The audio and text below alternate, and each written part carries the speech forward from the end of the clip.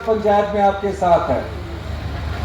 मैं सिर्फ ये जागरूक करने चाहता हूं, आपको अपने अधिकारों की लड़ाई लड़नी पड़ेगी, आपको उठना पड़ेगा, नहीं तो आपके जो शिक्षा संस्थान है, उन शिक्षा संस्थानों में पढ़ने वाले जो बच्चे हैं वो गुणात्मक शिक्षा प्राप्त नहीं कर सकेंगे। हम आपके अधिकारों की लड़ाई लड़ रहे हैं। भारतीय जनता पार्टी तो 5 गुटों में बटी हुई है। अपने अपने गुट की बात करने के लिए तरह तरह के आरोप लगाते हैं, कई बात कहते हैं, कभी भी किसी के अधिकार के लिए लड़ने को नहीं आते हैं। प्रदेश की आपदा आई, प्रदेश में आपदा आई, वो हमारे साथ देश के प्रधानमंत्री से मिलने के लिए नहीं गए। और मैं कह सकता हूं, हिमाचल की जनता ने हमारी आपदा के कार्य की प्रशंसा की, और जब हमारे पास राजनीतिक संकट आया उस समय हमें 34 से 40 सीटों पर पहुंचा दिया। और भ्रष्टाचार की बात कौन कर रहे हैं? भ्रष्टाचार की बात वो कर रहे हैं जो विधायकों को खरीदकर एमपी बने हैं। आजकल वो विधायकों को खरीदकर एमपी बनकर पूरी बीजेपी का उन्होंने अपहरण कर लिया है। बीजेपी अब उनके साथ चल खड़े हो रही है। और कौन ऐसे व्यक्ति है जो अपनी विचारधारा से भटककर आज उनके सहारे चल रही है? उनका गिरबान जान के देखिए। जो पार्टी की ना हो सके, जो पार्टी में रहकर भी पार्टी का सम्मान बढ़ाकर भी पार्टी के ना हो सके, अच्छा है कि वो भारतीय जनता पार्टी के आज नीति निर्धारक बने हुए हैं। मैं आपको कहना चाहता हूं, अभी हम आपके लिए वन संवर्धन योजना लाए हैं।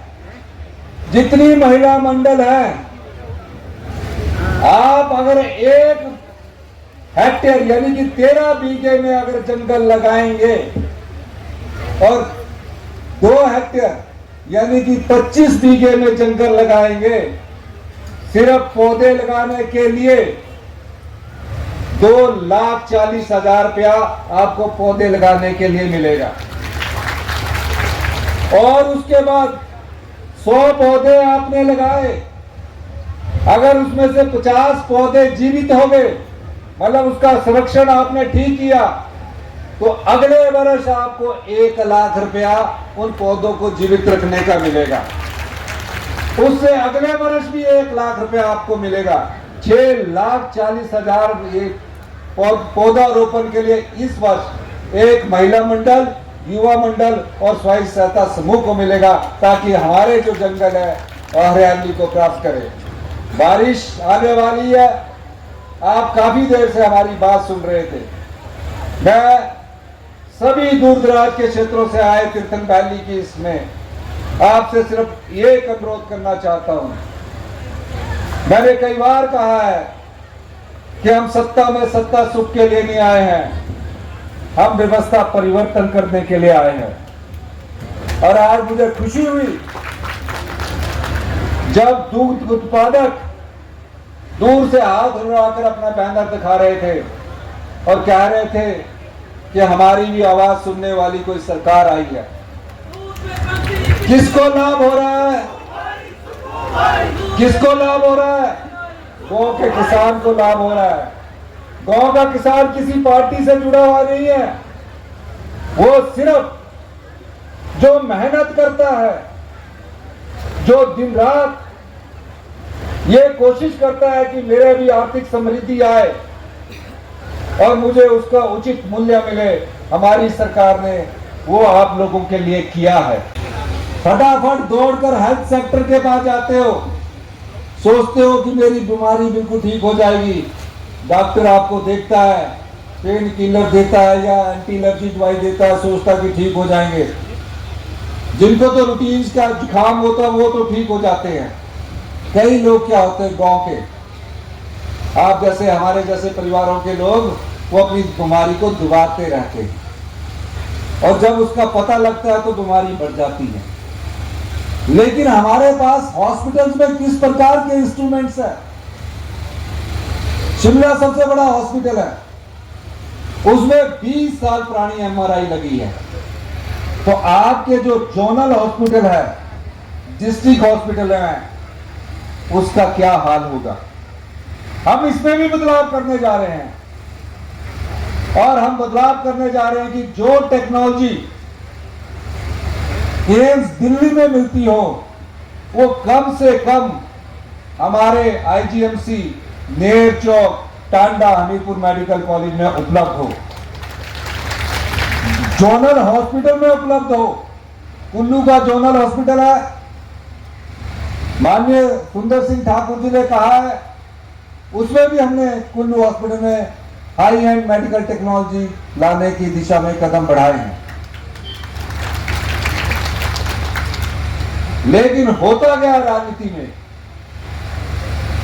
जब हम काम करने लगते हैं, डबल इंजन की सरकार जो पिछली भारतीय जनता पार्टी की सरकार थी, 75,000 करोड़ रुपए का आप पर कर्ज चढ़ाकर चढ़ेगी। आज हमको कर्जा देने के लिए, हमारी सरकार को अभी 2-2.5 साल हुए, 2.5 साल अभी 11 जून को होंगे, हमें कर्जा देने के लिए कर्जा उठाना पड़ता है। तो ऐसा क्यों हुआ?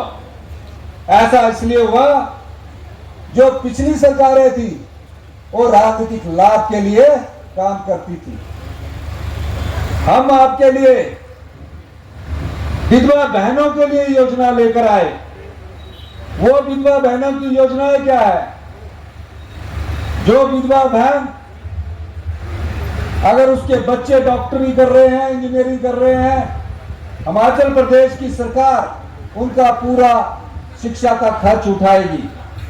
हमारी सरकार ने इस दिशा में उन विधवा बहनों के बारे में सोचा जिन्होंने कोई मांग नहीं की। ये नहीं मांगा कि हमें मिलना चाहिए। हमने खुद सोचा, जब एक परिवार में कमाने वाले पति की अचानक मृत्यु हो जाए और बच्चे अच्छी पढ़ाई कर रहे हों, तो उनके पास कमाने का कोई साधन नहीं रहता। उन विधवा बहनों के लिए हमने इंदिरा गांधी सुख शिक्षा योजना लेकर आई है, उसका आप फायदा उठाइए।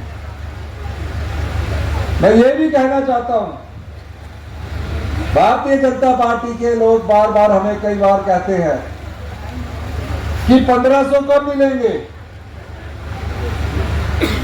1500। हमने भ्रष्टाचार के चोर दरवाजे बंद किए हैं और आप लोगों का जो पैसा पिछली सरकार द्वारा लुटा दिया जाता था, उस पैसे को हमने रोका है। और आज हम चरणबद्ध तरीके से बंजार में भी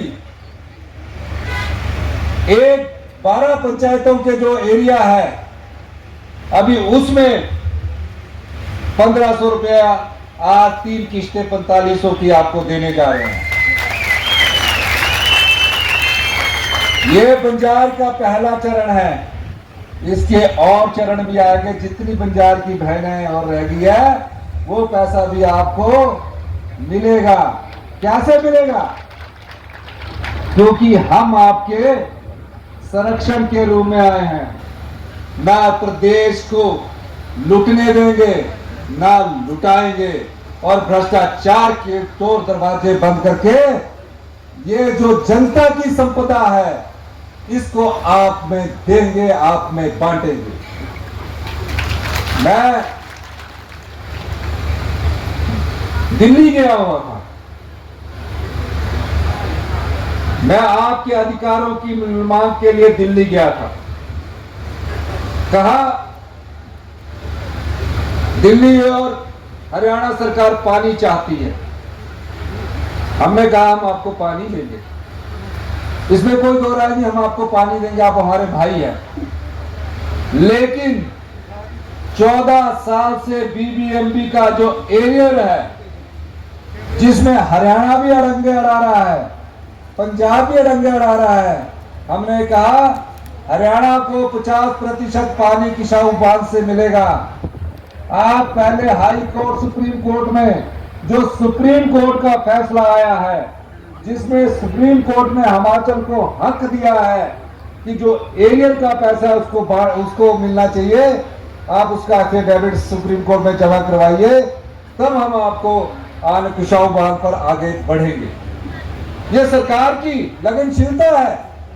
चाहता तो मैं भी एग्रीमेंट कर लेता और कह देता कि आप, हमारी सरकार तो सिर्फ 5 साल के लिए है, मैंने क्यों झगड़े में पड़ना है, आप मेरा पानी ले लीजिए। मैंने ऐसा नहीं सोचता।